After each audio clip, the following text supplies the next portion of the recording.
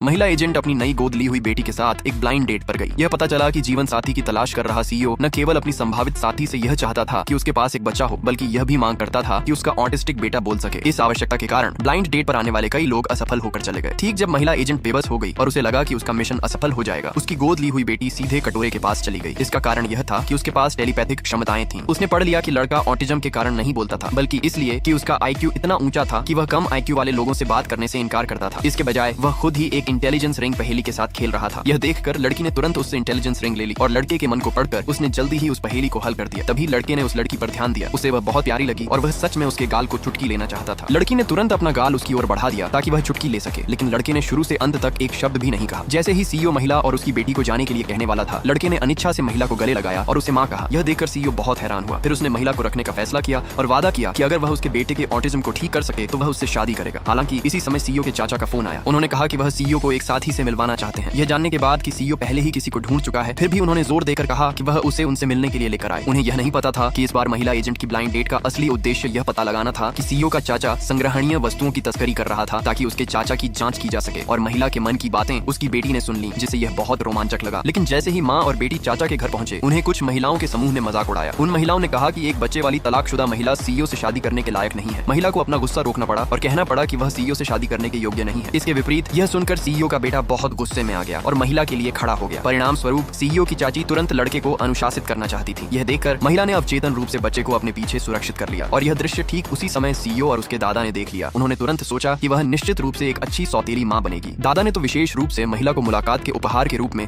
एक पारिवारिक विरासत भी दी। वह उसे बार बार बैठाकर बात भी करते रहे। दूसरी ओर बेटी ने महिला के मन की बातें सुन ली। उसने जाना कि महिला केस की जांच करने के लिए जाने का बहाना बनाना चाहती है, इसलिए बेटी ने सहयोग किया, ये कहकर कि उसका पेट दर्द कर रहा है, और अपनी माँ से उसे बाथरूम ले जाने के लिए कहा। इस मौके का फायदा उठाते हुए महिला ने एक मास्क पहना और दूसरे चाचा के गुप्त कमरे को ढूंढ लिया। लेकिन उसने जितनी भी कोशिश की, वह पासवर्ड को तोड़ नहीं सकी। जो लड़का उसके पीछे पीछे आया था, उसने यह दृश्य देखा। उसने तुरंत दूर से ही पासवर्ड क्रैक करने में मदद की। महिला को तो यह भी लगा कि उसकी अपनी स्किल्स बेहतर हो गई हैं। हालांकि जैसे ही वह कमरे के अंदर गई, उसका सामना दूसरे घुसपैठियों से हो गया।